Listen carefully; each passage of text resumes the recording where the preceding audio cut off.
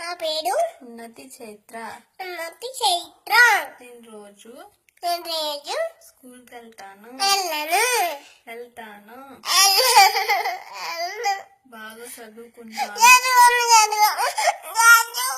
సరే సరే సరే సరే.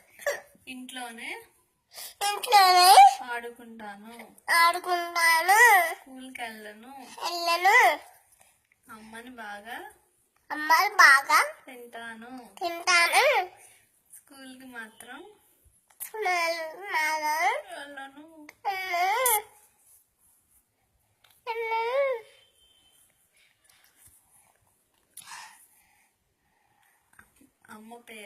అమ్మ పేరు లిలిమా. నాన్న పేరు డాడీ. నాన్నమ్మ పేరు నానమ్మ.